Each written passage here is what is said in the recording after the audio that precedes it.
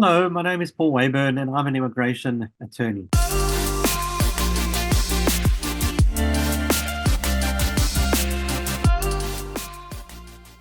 Are you a grandparent who left America a long time ago? Presumably, you were able to transfer US citizenship to your children who have now become adults. But what about your grandchildren? So imagine the scenario. Your US citizen adult children have kids outside the United States. The US citizen adult children have never really lived inside the United States. The US citizen adult children go to the consular officer at the US consulate abroad and attempt to register the grandchild as being a citizen of the United States from birth.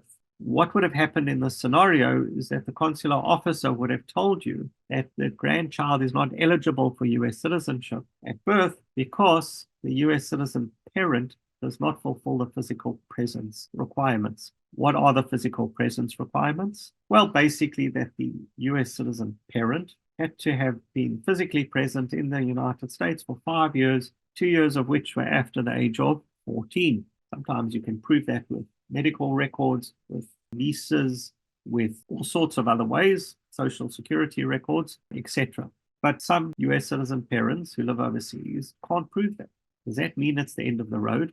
Does that mean because the US citizen parent cannot fulfill the physical presence requirements to transfer US citizenship at birth, that this is the end of the road for the family and the family will no longer be American? So the answer to that is no. The grandchild of a US citizen and the child of a US citizen is eligible for expedited naturalization if the grandparent fulfills the physical presence requirement.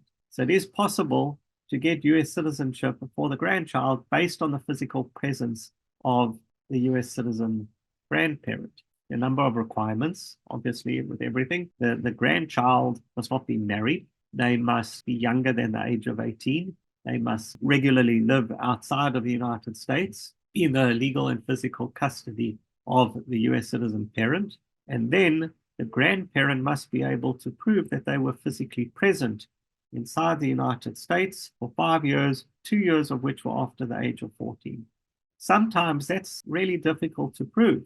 Sometimes records might not be available. But if you go to a good immigration attorney, they will think up ways for you to prove this, assuming that you do fulfill the requirement or that grandparent fulfills the requirement. So reliance can be placed, again, on social security records, on academic transcripts, on mortgage statements, on bank statements, on medical insurance documents, etc., assuming that the evidence is there to prove 5 years of physical presence. So then that would work. And then that would fulfill the requirement that the grandparent has physical presence.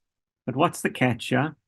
The catch here is that the US citizen parent and the child need to travel to the United States on some sort of visa. Usually it's a B visa, a tourist visa. They come to the United States and the child swears an oath of allegiance to America and then is afforded the benefits of expedited naturalization.